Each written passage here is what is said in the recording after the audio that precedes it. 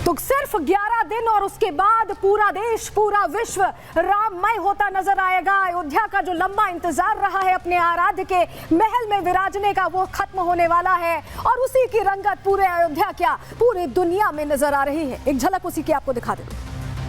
रामचंद्र कृपाल भजो मन हरण भव भय दारुणम नवकंज लोचन कंज मुख कर कंज पद कंजारुणम कंदर्प अगणित अमित छवि नव नील नीरद सुंदरम आजु मिथिला नगरिया निहाल सखिया चारों दुल्हा में बड़का कमाल सखिया चारों दुल्हा में बड़का कमाल सखिया शिशुमणि मोरिया कुंडल सोहे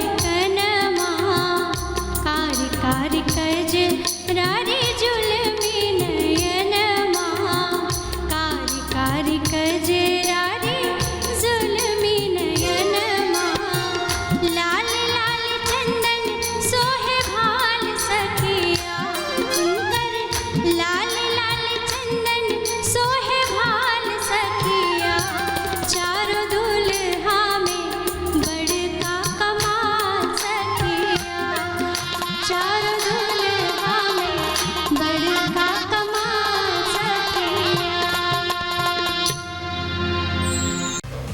तो क्या छोटे क्या बड़े, हर कोई राम सरकार के पधारने का इंतजार कर रहा है और उसी तरह उत्साहित नजर आ रहा है। तस्वीरें जरा आपको दिखा देते हैं। ये दो तस्वीरें जो आप देख रहे हैं, देखिए साइकिल से अयोध्या का सफर ये बालक कर रहा है और सबको बताते हुए कि राम जी का जो इंतजार है वो खत्म हो रहा है। उनके आगमन से पहले ये तैयारी है वहां पहुंचने की। और दूसरी तस्वीर देखिए, पूजित अक्षतों का वितरण चल रहा है और एक तरह से बताया जा रहा है अक्षत देते हुए कि भगवान राम सरकार पधारने वाले हैं। ये वो उत्साह है जो छोटे से लेकर बड़े हर किसी में दिखाई दे रहा है। और एक और तस्वीर आपको सुनवा देते, एक छोटे से बच्चे की राम आराधना देखिए पहले।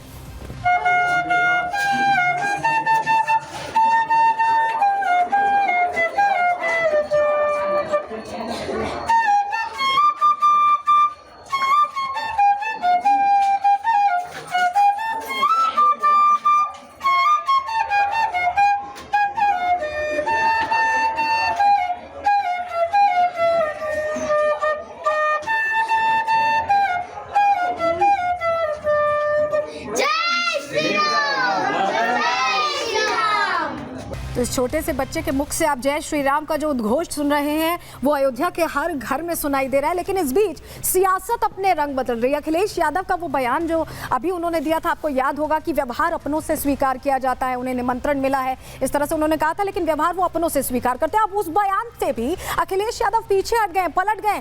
पहले और अब का बयान में क्या फेरबदल हुआ है, सुनवा देते हैं।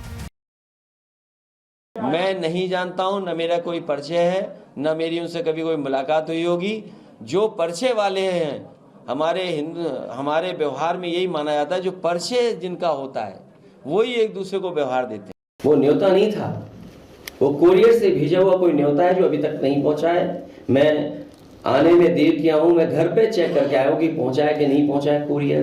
पार्टी कार्यालय में भी अगर किसी को कोरियर मिला हो तो हमें बता दें। मैं आप ही उस साथी से कहना चाहता हूं कि कम से कम उस कोरियर की रिसिप्ट हमें दिलवा दें।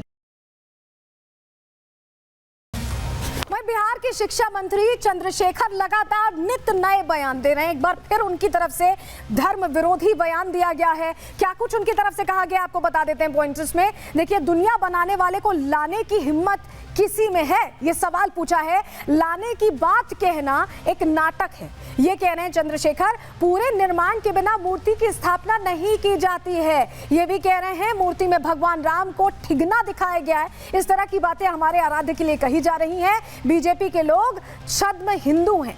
तो आपने सुना, और ये बिहार के जो शिक्षा मंत्री है बार बार इस तरह का बयान दे रहे हैं, उनका एजेंडा क्या है ये सवाल बना हुआ है। लेकिन आपको जो राम भक्त हैं, कम से कम उनको ये याद होगा कि रामायण में मारीच का जिक्र है, जो पंचवटी में मृग का रूप धारण करके वहां विचरण कर रहा था, उसी को वहां पर पकड़ने गए थे राम, और उसी दौरान सीता जी का अपहरण हो गया। तो ऐसा ही छल अब सियासत में भी हो रहा है। अलग अलग बयान दिए जा रहे हैं, आस्था में भी बंटवारे की कोशिश हो रही है। किस तरह से ये कोशिश हो रही है, रिपोर्ट के जरिए आपको दिखाते हैं। श्री रामचंद्र कृपालु भज मन हरण भव भय दारुणम नव कंज लोचन कंज मुख कर कंज पद कंजारुणम।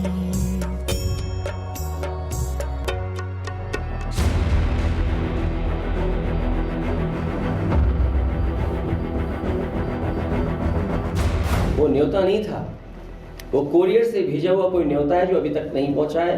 रामलला ठीकना है, ईश्वर प्रभु परमात्मा छोटा है।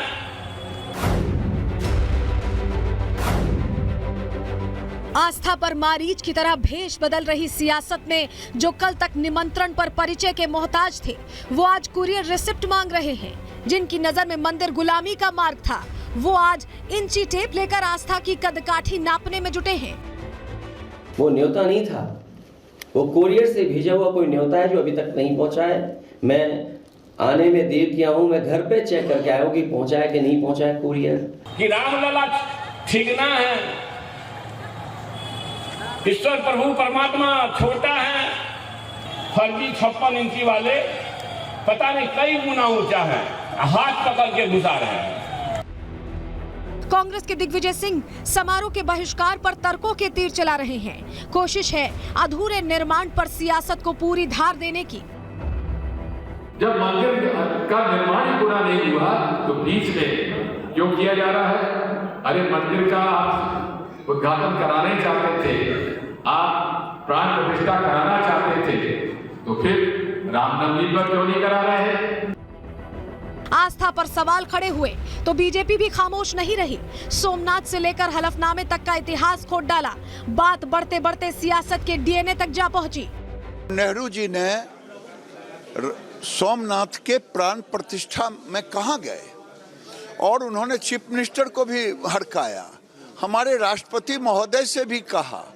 जो कांग्रेस पार्टी महात्मा गांधी के साए तले काम की, जिन्होंने राम राज्य की बात की, वो कांग्रेस यहाँ पहुंच गई। पहले हलफनामे में कह दिया कि भगवान श्री राम काल्पनिक है। अब जब मंदिर का प्राण प्रतिष्ठान हो रहा है, पूरे देश से लोग उल्लास के साथ है, वो कह रहे हम नहीं जाएंगे, उसका राजनीतिकरण कर रहे हैं। कांग्रेस में तो आस्था पर अंतर्कलह मचा हुआ है। पार्टी के नेता तो छोड़िए, दिग्विजय सिंह के भाई तक उनके बयानों के खिलाफ खड़े दिख रहे हैं। भगवान राम को किसी एक राजनीतिक दल से जोड़ के देखना ठीक नहीं है। राम सबके हैं, सब राम के हैं। तो जो लोग भगवान राम को या भगवान राम के मंदिर को किसी एक पार्टी से जोड़ के देख रहे हैं, मुझे लगता है भूल कर रहे हैं।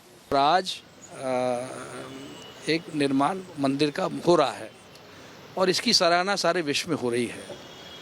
अब ऐसे समय में ये कहना कि मंदिर वहाँ अयोध्या मत जाओ, ये मेरी समझ में नहीं आया। सलाहकार जो भी हैं इस तरह की सलाह देंगे तो पार्टी को फायदा तो नहीं, नुकसान ही नुकसान होगा। संत समाज और हिंदूवादी संगठन भी बहिष्कार की सियासत पर कांग्रेस समेत विपक्षी दलों से सवाल पूछ रहे हैं। धर्म के अधूरे ज्ञान पर नसीहत भी दे रहे हैं। दिग्विजय सिंह जी का ये कहना सत्य नहीं है कि मंदिर पूरा नहीं हुआ है। ग्राउंड फ्लोर पर रामलला को विराजना है और वह ग्राउंड फ्लोर पूरा बनकर तैयार हो गया है। विपक्ष बदलते रहता है, राम सबके हैं। जो लोग राम के विरुद्ध बोल रहे हैं उनकी बुद्धि लगता है भ्रष्ट हो गई है। रामलला की प्राण प्रतिष्ठा को लेकर पूरे देश में उल्लास है। माना जा रहा है जैसे जैसे ये उत्साह बढ़ेगा, सियासत भी उतना ही उफान मारेगी। Bureau report, Republic Bharat.